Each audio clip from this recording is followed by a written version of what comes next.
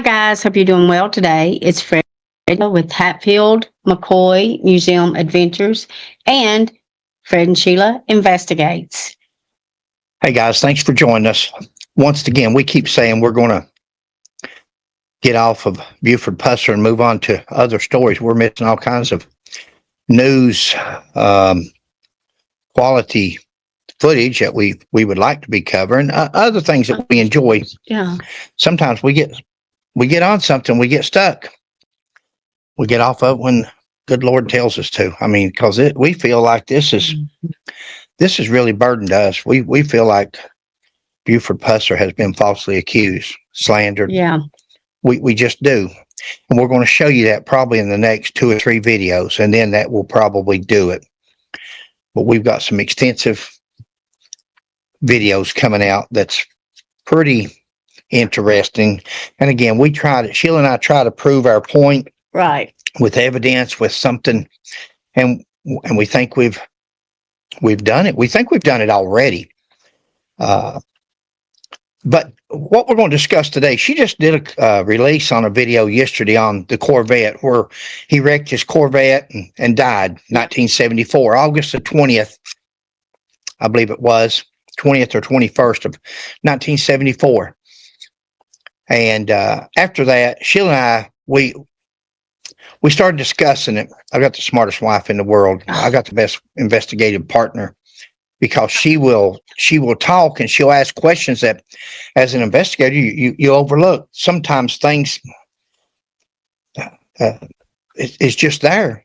Some of us look for such technical reasoning for it stuff, and it's so simple that Sheila was talking about. We were talking about, did somebody sabotage Buford's car? Did somebody put something in his drink? Did somebody do something to him?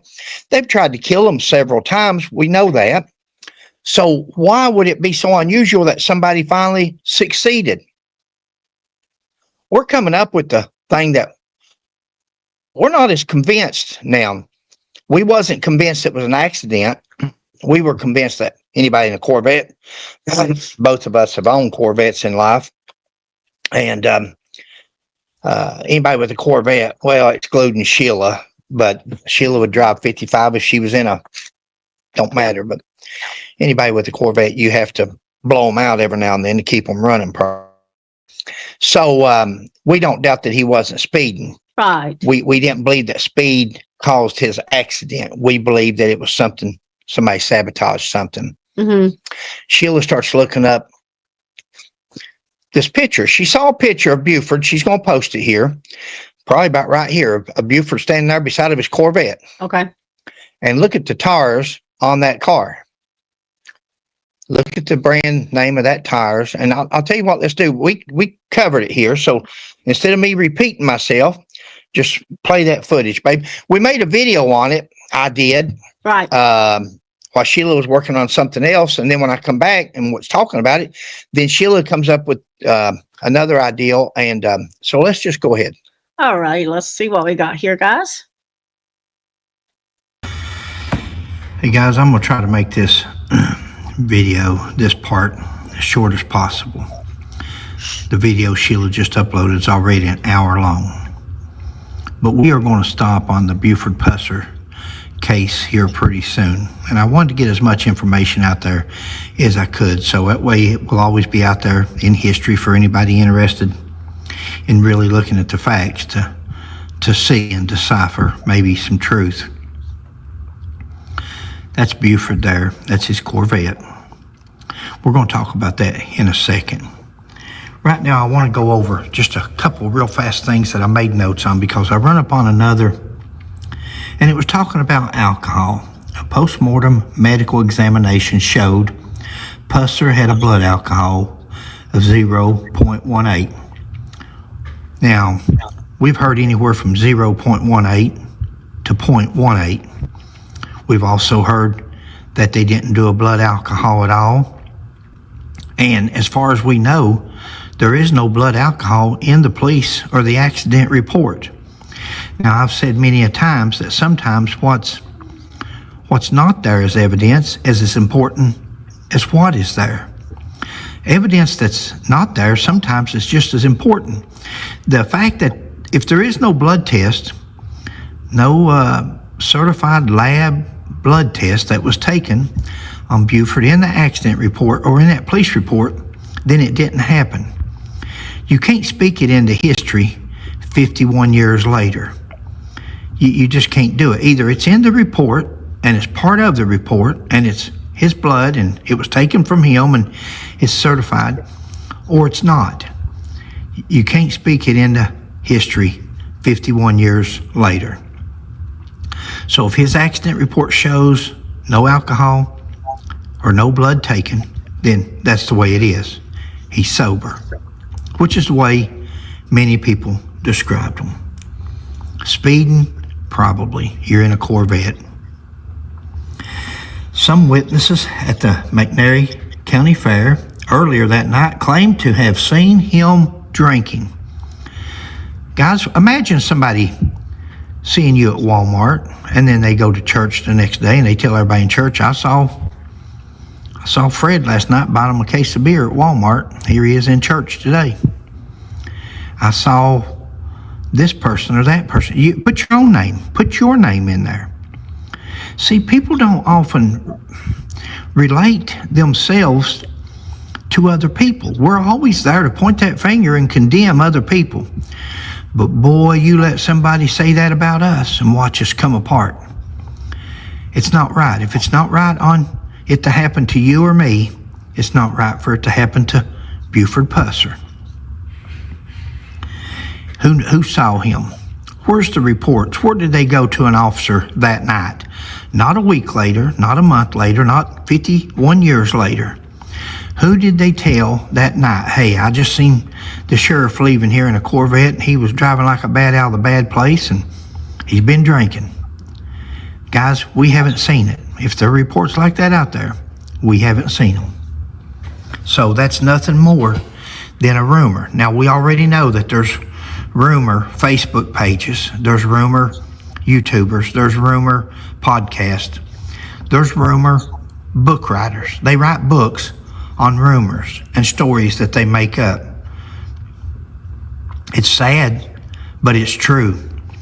You know, sometimes I feel like saying, how about, and naming somebody and saying, how about when you were charged with so-and-so?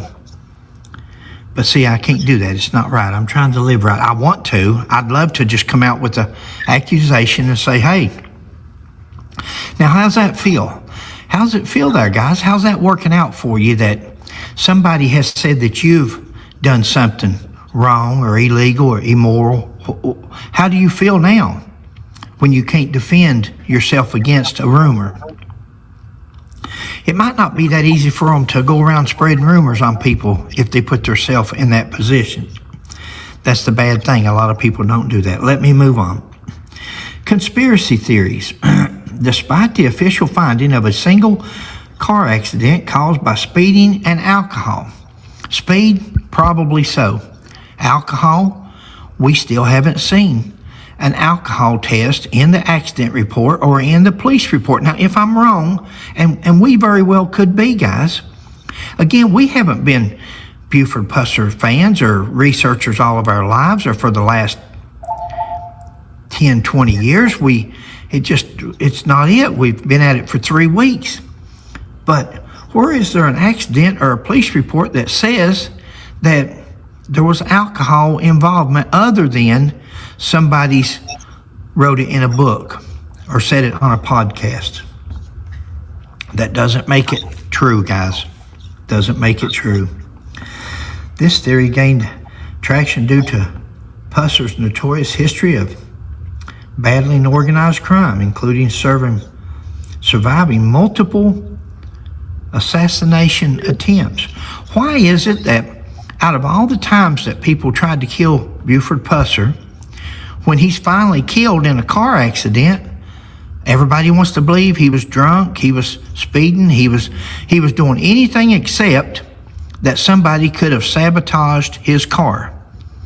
See, we don't know. I'm not saying they did or they didn't, guys. I don't know.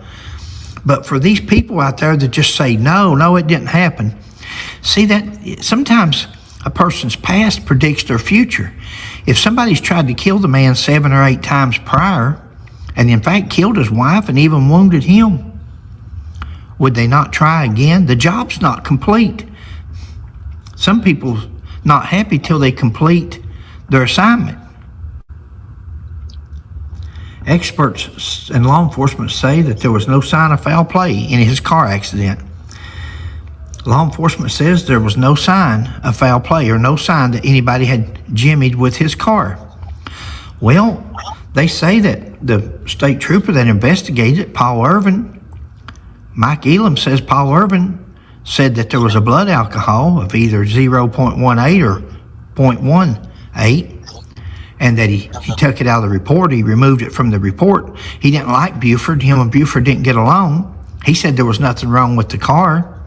He's a state trooper. It'd be like asking me if I know anything about automobiles or cars. I mean, if the guy's never worked in a garage or he's not a mechanic, you're asking a state trooper. Police officers, most police officers, I'm just going to tell you, most police officers get into police work for 3 different things: to protect and serve. They want to help their community. They love the excitement. They want to be in the know. And the third excuse is they can't do nothing else. They can't do nothing else. They're not mechanics. They're not heating and cooling guys. They're not. Police work requires very little education, very little. Police work requires somebody that knows how to deal with people, somebody that doesn't mind to fight and scrap. Sometimes you have to scrap with an intoxicated or drugged up person. But other than that, it doesn't take a... The other one was manual labor. I lost my train of thought. Most police officers don't want to do manual labor. They don't want to work in a factory. They don't want to work in the coal mines or timber. There's nothing manual laborish about driving around in a police car and answering calls for assistance. So there's no manual labor. That's the best thing about being a police officer. You're not working like some men and women have to out there. Go ahead. So a lot of police officers are not mechanics. They're not anything other than police officers. So what was his education in mechanical? What did he know about this car? Because we've heard brakes been cut, lug nuts off, a tie rod's been jimmied with, steering.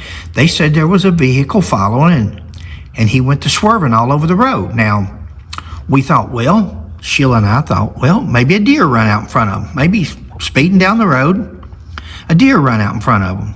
Well, he wouldn't have swerved from side to side. When you're missing a deer, you swerve one way or the other to dodge the deer. But when a car starts swerving, it may be because of something else. Let me go into this. A tire recall theory. Me and Sheila was talking and we said, what about if he had a blowout? This guy could have had a blowout. There would be no evidence of it. Somebody could have cut his tire. Somebody could have given him a low tire. And then we start researching. Mm-hmm. Because the tires were burned up. If you remember, the car was hit road, it tore all the fiberglass off, car caught on fire, tires burned off the car. There'd be no evidence. We said before, sometimes there is no evidence. It's hard to do an autopsy on Pauline Pusser's head when half of her head's gone. You can't do an autopsy and see the projectile or the trajectory when there's nothing there to give you any evidence. Same way with these 4 tires. These 4 tires had melted off of this car. There would be no way to know whether there was a blowout, and that's why he was swerving from side to side and lost control. Look at those tires on this car right here. Mm-hmm. Steel radial, 500. Firestone. Guys, don't take my word for it. Just Google Firestone radio tires, 500. Firestone 500 tires, recall, 1970s. See what you come up with.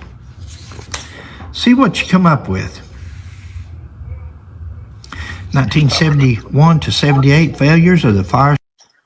Guys, somewhere right in here, I'm probably going to read it, but she's going to post somewhere right in here so you can follow along, or at least see some other articles that she found on these specific tires. Yep, there was a major recall on these tires because they had a side blowout and And there was two different else. types of cars that they were on that were having the most of them. Corvettes and Camaros. Go ahead. I don't want to repeat ourselves. Okay. Firestone 500 tires, steel belted radios have caused thousands of accidents, resulting in hundreds of injuries and over 40 fatalities. Firestone 500 steel belted radios had a tendency to fail. They were suggested not to be used on police vehicles. They weren't even, when I started in law enforcement, everybody was using Eagle GTs, and that's what we used. That was a good, dependable, low profile tire. Good cheer. This remains unsubstantiated speculation. I'm reading another line up above there, the official cause of the accident. It says that the tires, somebody asked about the tires and says it's unsubstantiated. Well, I've got a thing here that wrote, and it says that loudest voice does not always prove somebody's guilty. I was reading somebody's post a while ago on Facebook, and they were screaming that Buford Pusser killed his wife. He killed his wife. That's what Mark Davison said. He killed his wife. TBI said he killed his wife. Has to be true. Has to be true. And they were arguing with these other people, and other people's trying to explain to them that you go by the evidence. You can't just go by what somebody says. And they weren't going to have it. They was just real rude, real argumentative, cursing. Guys, just because somebody's got a louder voice, just because somebody uses more harsher language, just a lot of times they use the language because they don't have a good vocabulary and they don't have an argument. They don't have an argument. So they get loud, they start cussing, and they're hoping to win the argument by backing the person down. The loudest voice does not prove somebody guilty of a crime. Now, I'm going to try to switch over here to something. I may have just read some of it. There it is. You don't have to do try all the attempts on Buford's life, but find it unusual when he's finally killed. People find it unusual when he's finally killed, even though people's tried to kill him for all them years. In 1978, this is right off Google, I just copied and pasted.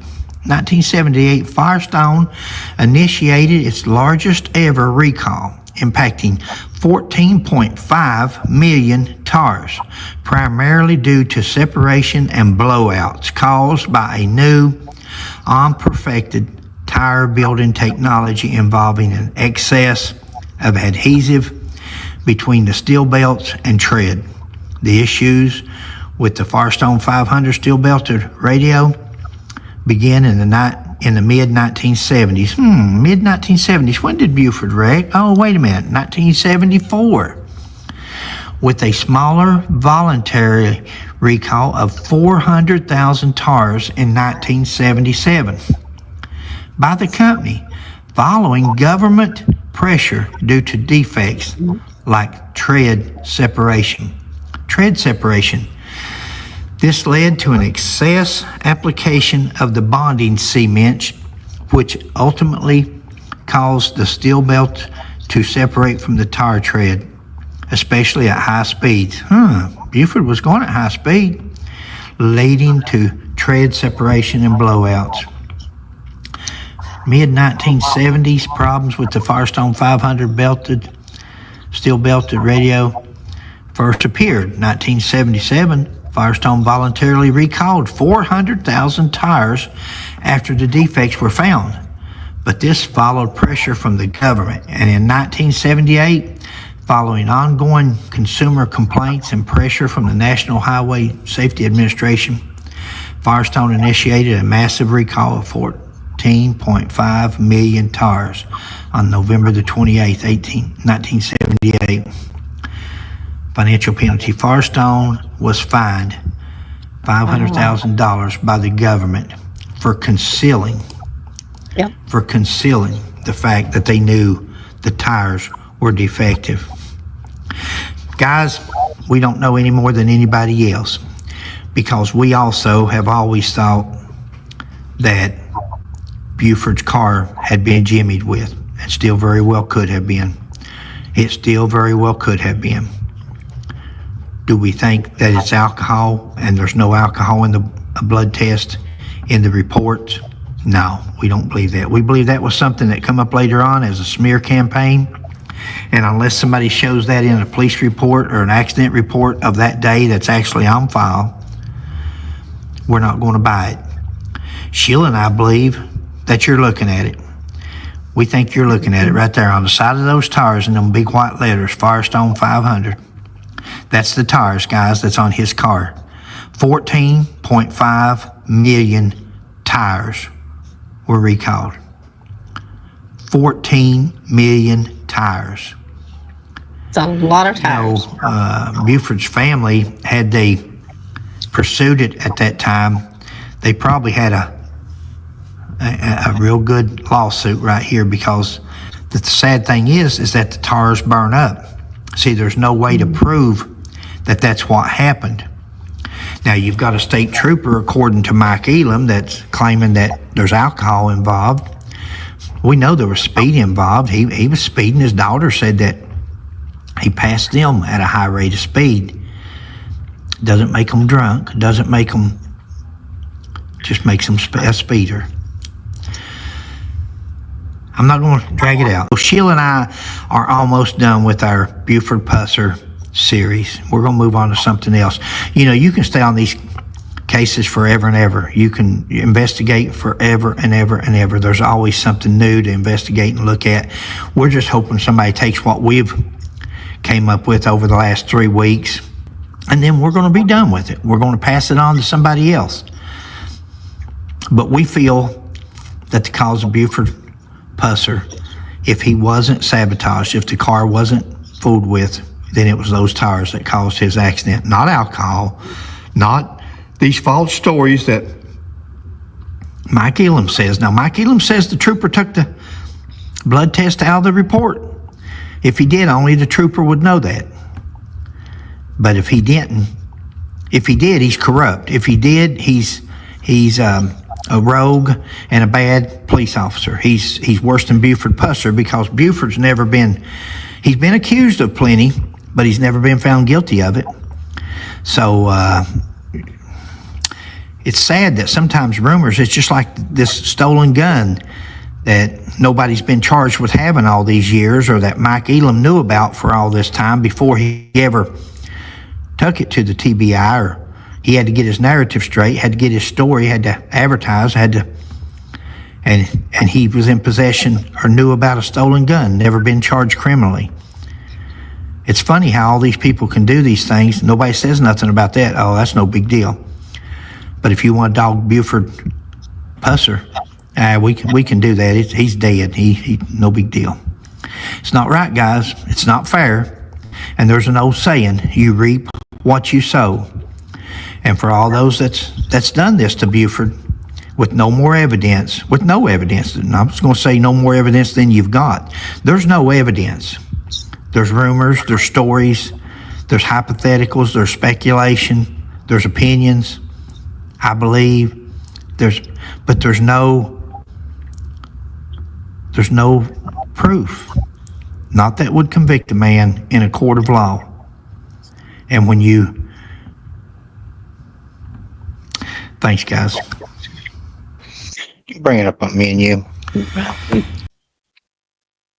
There we are. Now. Okay, guys, in closing, Sheila's going to put some pictures in through here. She probably has already by now, when we were talking about the tires, there's no way to show evidence that don't exist.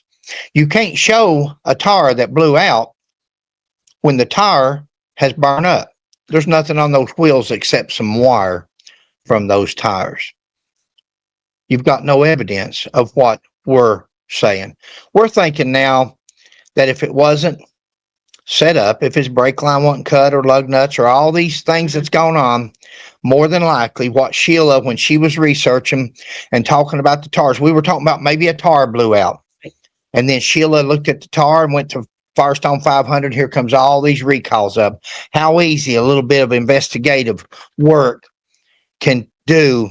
And it's been there all these years. Now listen, they may be 5,000 people that's done come up with this on Buford Pusser.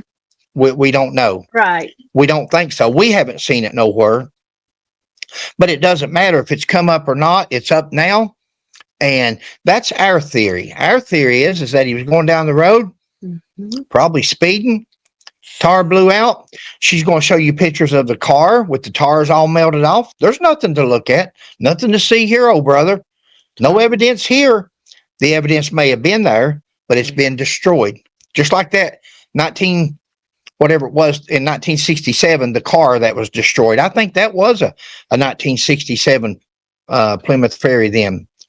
So, but that car's no longer in evidence. So, but she's going to show you the tires. She's going to show you people gathered around this scene. Imagine being there at that scene, and it is a crime scene. Let's say somebody actually killed Buford Pusser. They actually cut the brake line. They actually let the lug nuts off. They done something to the tie rod. Huh? They actually tampered with it. Let's say they actually tampered with the car.